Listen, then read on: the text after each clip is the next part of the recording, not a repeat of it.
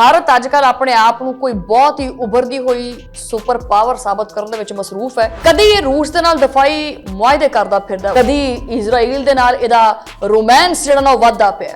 ਗੱਲ ਸਿਰਫ ਹੱਥ ਫੜਾਉਣ ਤੋਂ ਸ਼ੁਰੂ ਹੋਈ ਸੀ, ਫਿਰ ਇਹਨੇ ਇਜ਼ਰਾਈਲ ਨੂੰ ਜੱਫੀ ਪਾ ਲਈ ਔਰ ਆਪਦੇ ਆਪ ਨੂੰ ਇੱਕ ਆਲਮੀ ਤਾਕਤ ਬਣਾਉਣ ਦਾ ਇੱਕ ਸ਼ੌਕ ਜਿਹੜਾ ਨਾ ਇਹਦੇ ਦਿਮਾਗ ਤੇ ਚੜਿਆ ਹੋਇਆ। ਇੱਕ ਪਾਸੇ ਮਿਜ਼ਾਈਲ ਨੇ, ਜੰਗੀ ਤਿਆਰੇ ਨੇ, ਸੈਟੇਲਾਈਟ ਹੈ, ਚੰਦ ਔਰ ਸੂਰਜ ਦੀਆਂ ਗੱਲਾਂ ਹੋ ਰਹੀਆਂ ਨੇ ਔਰ ਦੂਜੇ ਪਾਸੇ ਉਹੀ ਭਾਰਤ ਹੈ ਜਿਸ ਮੁਲਕ ਦੇ ਵਿੱਚ 5737 ਖਵਾਤੀਨ ਐਸੀਆਂ ਨੇ ਜਿਨ੍ਹਾਂ ਨੂੰ ਜਹੇਜ਼ ਦੇ ਕਰਕੇ ਮਾਰ ਦਿੰਦੇ ਆ। ਹਰ 1.5 ਘੰਟੇ ਬਾਅਦ ਇੱਕ ਔਰਤ ਮਰਦੀ ਹੈ। ਇਹ ਉਹ ਹਕੀਕਤ ਹੈ ਜੋ ਕਿ ਆਪਦੀਆਂ ਬਾਲੀਵੁੱਡ ਦੀਆਂ ਚਮਕਦੀਆਂ ਦਮਕਦੀਆਂ ਹੋਈਆਂ ਫਿਲਮਾਂ 'ਚ ਤਾਂ ਨਹੀਂ ਦੱਸਦੇ, ਨਾ ਕਿਸੇ ਆਲਮੀ ਕਾਨਫਰੰਸ ਦੇ ਵਿੱਚ ਜਿਹੜਾ ਉਹ ਗੱਲਾਂ ਹੁੰਦੀਆਂ ਨੇ ਇਹ ਆ ਰਹੀਆਂ। ਭਾਰਤ ਦੇ ਵਿੱਚ ਜਹੇਜ਼ ਇੱਕ ਮੁਕੰਮਲ ਮੁਆਸ਼ੀ ਨਿਜ਼ਾਮ ਦੀ ਸ਼ਕਲ ਇਖਤਿਆਰ ਕਰ ਚੁੱਕਿਆ ਹੈ। ਹੁਣ ਚੈੱਕ ਕਰੋ ਕਿ ਇੱਕ ਇੰਜੀਨੀਅਰ ਜਿਹੜਾ ਹੈਗਾ ਨਾ ਉਹਦਾ ਅਲੱਗ ਰੇਟ ਹੈ, ਡਾਕਟਰ ਦਾ ਅਲੱਗ ਰੇਟ ਹੈ, ਸਰਕਾਰੀ ਅਫਸਰ ਦਾ ਇੰਡੀਆ ਦੇ ਵਿੱਚ ਅਲੱਗ ਰੇਟ ਹੈ ਔਰ ਅਗਰ ਜਿਹੜਾ ਦੁਲਹਾ ਹੈ ਉਹ ਅਮਰੀਕਾ, ਕੈਨੇਡਾ ਜਾਂ ਬਰਤਾਨੀਆ ਵਿੱਚ ਰਹਿੰਦਾ ਹੋਵੇ ਤਾਂ ਉਹਦੀ ਤਾਂ ਫਿਰ ਕੀਮਤ ਹੀ ਅਲੱਗ ਹੈ। ਗੋਇਆ ਇਹ ਸ਼ਾਦੀ ਨਾ ਹੋਗੀ, ਇਹ ਤਾਂ ਕੋਈ ਨਿਲਾਮੀ ਚੱਲਦੀ ਪਈ ਹੈ। ਬਹੁਤ ਸਾਰੀਆਂ ਖਵਾਤੀਨ ਨੇ ਜਿਹੜਾ ਨਾ ਉਹਦੇ ਉੱਤੇ ਕੇਸਿਸ ਵੀ ਕੀਤੇ, ਉਹ ਖਾਮੋਸ਼ ਨਹੀਂ ਰਹੀਆਂ। ਜਿਹੜਾ ਇਹਨਾਂ ਦਾ ਇੱਕ ਜਾਗੀਰਦਾਰਾਨਾ ਜਿਹੜਾ ਨਿਜ਼ਾਮ ਹੈ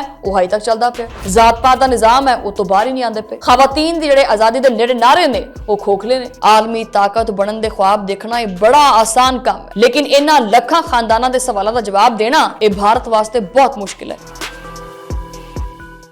बिस्मिल्लाहिर्रहमानिर्रहीम, अस्सलाम वालेकुम। तुसी देख रहे हैं 360 डिजिटल पंजाबी और मैं हाँ तुहाडी मेज़बान शुमाइला नियाज़। जनाबे वाला भारत अजकल अपने आप ਨੂੰ ਕੋਈ ਬਹੁਤ ਹੀ ਉਭਰਦੀ ਹੋਈ ਸੁਪਰ ਪਾਵਰ ਸਾਬਤ ਕਰਨ ਦੇ ਵਿੱਚ ਮਸਰੂਫ ਹੈ। ਇਹਦੀ ਸੁਪਰ ਪਾਵਰ ਮੈਂ ਕੱਢਦੀ ਹਾਂ ਜਰਾ।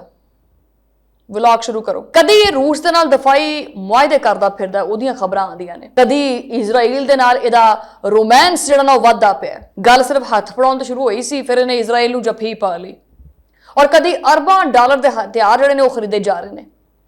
ਕਦੀ ਦਫਾਈ ਬਜਟ ਦੇ ਵਿੱਚ ਇੰਨਾ ਜ਼ਿਆਦਾ ਇਜ਼ਾਫੇ ਦਾ ਜਿਹੜਾ ਐਲਾਨ ਹੈ ਉਹ ਹੋ ਜਾਂਦਾ ਹੈ ਔਰ ਕਦੀ ਦੁਨੀਆ ਨੂੰ ਇਹ ਦੱਸਿਆ ਜਾ ਰਿਹਾ ਹੈ ਕਿ ਵੀ ਜਿਹੜੀ ਸਦੀ ਚੱਲਦੀ ਪਈ ਹੈ ਇਹਦਾ ਸਭ ਤੋਂ ਵੱਡਾ ਜਿਹੜਾ ਲੀਡਰ ਹੈ ਨਾ ਉਹ ਇੰਡੀਆ ਹੈ ਔਰ ਆਪਦੇ ਆਪ ਨੂੰ ਇੱਕ ਆਲਮੀ ਤਾਕਤ ਬਣਾਉਣ ਦਾ ਇੱਕ ਸ਼ੌਕ ਜਿਹੜਾ ਨਾ ਇਹਦੇ ਦਿਮਾਗ ਤੇ ਚੜਿਆ ਹੋਇਆ। ਹੁਣ ਜਨਾਬ ਇਹ ਦੇਖੋ ਕਿ ਕਦੀ ਇਸ ਜਮਹੂਰੀਅਤ ਅਲਾਬਾਦਾ ਉੜੇ ਹੋਏ ਮੁਲਕ ਨੇ ਆਪਦੇ ਗਿਰਬਾਨ 'ਚ ਝਾਂਕ ਕੇ ਦੇਖਿਆ, ਕਦੀ ਆਪਦੇ ਗਲਮੇ 'ਚ ਝਾਂਕਿਆ।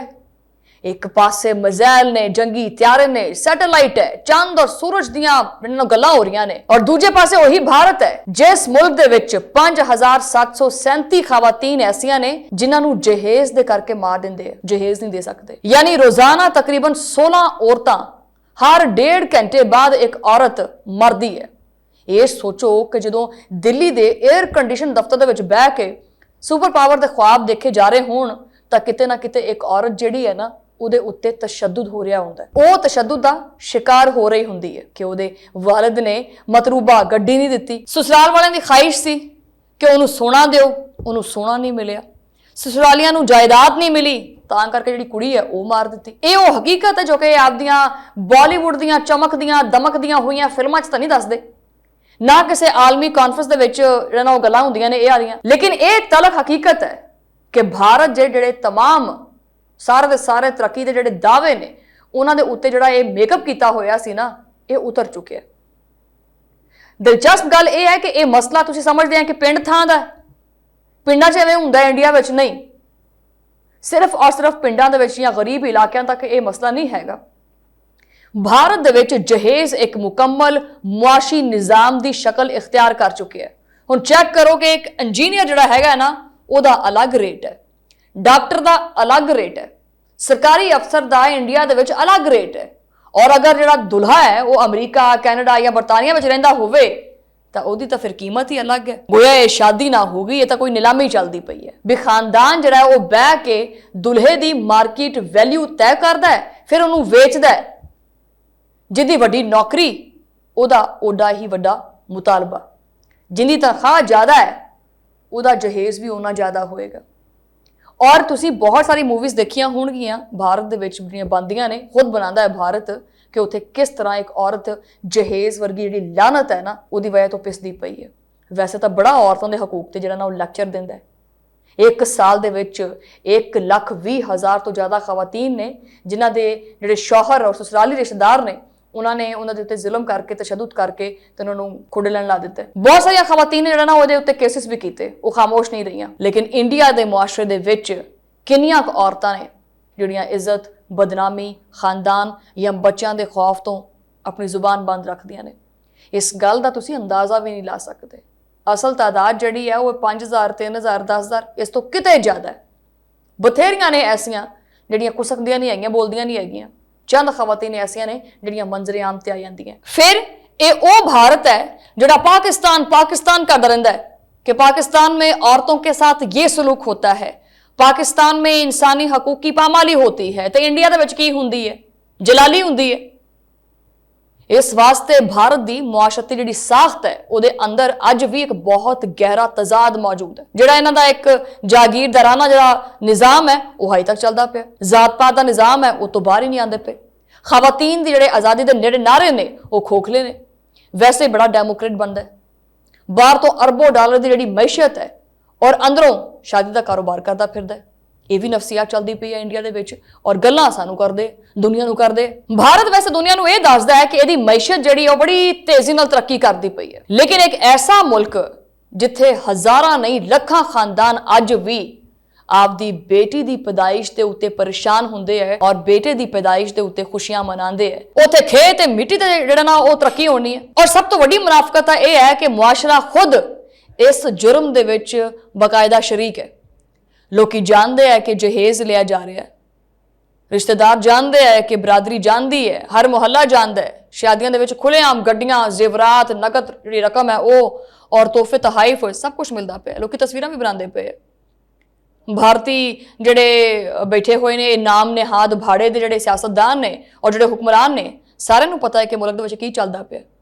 लेकिन नहीं, इहदे उत्ते गल नहीं करनी। मैं पहले भी एक विलॉग कीता सी कि भारत दे विच उत्तर प्रदेश दे विच जिहड़ा ना वो खास करके जिहड़ा औरतां दा यूट्रस है वो कढ लिया जाता है। ये तो औरत की अहमियत है। ये वो मुआशरा है जिहड़ा औरत नूं ये इज्जत दिंदा है, फिर अपने आप से बड़ा फखर करदे है। अज भी भारत जिहड़ा ना वो अरबां डॉलर के दफाई मुआहदे करके बड़ा जिहड़ा ना वो फखर करदा है। जदीद तरीन मिसाइल खरीद के बड़ा फखर करदा है। जंगी तैयारियों की नुमाइश के उत्ते बड़ा फखर करता है। अंदरों बिल्कुल खोखला है। कार दे अंदर अग लगी हुई है लेकिन नहीं, बाहर जरूर मुंह मारना है इन्हें। कोई भी मुल्क उस वक्त तक मजबूत नहीं हुंदा, याद रखियो, जब तक वो अपने मुल्क दीयां औरतां नूं महफूज नहीं करता, उन्होंने दे हकूक नहीं दिंदा। दुनिया नूं दिखाउण वास्ते ये फौजी परेड जिहड़ी है वो तो बड़ी आसानी नाल करदे है, लेकिन आपदे मुआशरे दे विच अपने आसे पासे जिहड़ा शीशा हैगा वो वेखना पसंद नहीं करते। चंद तक रॉकेट तो भेजना बड़ा आसान है, लेकिन ये जहेज की जिहड़ी अग है ना, ये बलदियां हुई सड़दियां हुई जिहड़ियां औरतां ने ना, उन्होंने सुनना बड़ा मुश्किल है। आलमी ताकत बनने के ख्वाब देखना ये बड़ा आसान काम है, लेकिन इन्हां लखां खानदानां दे सवालों का जवाब देना ये भारत वास्ते बहुत मुश्किल है। जिन्हां दियां धीआं भैणां जिहड़ियां ने ना वो इस अग दे विच झुलसदियां पईयां ने। एक पासे सुपर पावर का ख्वाब है, दूजे पासे जनाब जहेज है। एक पासे जदीदियत के दावे है, दूजे पासे औरत की कीमत लाई जाती है। एक पासे आलमी क्यादत की ख्वाहिश है कि सारे मैनू पुछ के फैसला करन, दूजे पासे 25 औरतां रोजाना मौत के मुंह च जांदियां ने। लेकिन इस हकीकत का सामना नहीं करना। भारत सिर्फ और सिर्फ अपने नाम निहाद तरक्की के दावे करेगा। भारत दे सिर्फ और सिर्फ औरतों को लैके ये मसाइल नहीं है। तुसीं बहुत सारी मूवीज़ भी देखिया होणगी जिहदे विच चाइल्ड ट्रैफिकिंग खास करके वो एक मूवी भी आई सी रानी मुखर्जी दी मर्दानी, उहदे विच किस तरह बकायदा एक मुनज़म किस्म का नैटवर्क चलदा पिया, निक्कियां निक्कियां औरतां किदां बाहर दे मुल्कां च सप्लाई हुंदियां ने। कदी ये नैटवर्क चैक कीता है? किहड़ी गैंग इस चीज़ उत्ते मुलविस है? बच्चियां दे नाल, छोटियां बच्चियां दे नाल, लड़कियां दे नाल, औरतां दे नाल की सलूक कीता जांदा है भारत दे विच? ये इल्म हैगा? लेकिन वैसे उठ के पाकिस्तान के बारे गल कर देंगे कि पाकिस्तान तो इररेलेवेंट है, पाकिस्तान तो किसी गल का पता ही नहीं है। और भारत दे विच अज जंगल का कानून चलता पिया, लेकिन यह समझदा है कि इनू कोई पुछन दसन वाला नहीं है। भारत दे विच बहुत सारिया आवाज़ां उठना शुरू हो गई ने, खास करके इस जहेज वर्गी लानत के बारे भी बहुत सारिया आवाज़ां उठना शुरू हो गई ने।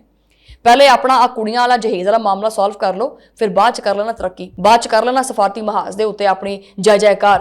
बहरहाल अज का व्लॉग इत्थे खत्म कर दें। तुहाडे नाल मुलाकात हुंदी अगले व्लॉग दे विच, उदों लई अल्लाह ने के पान।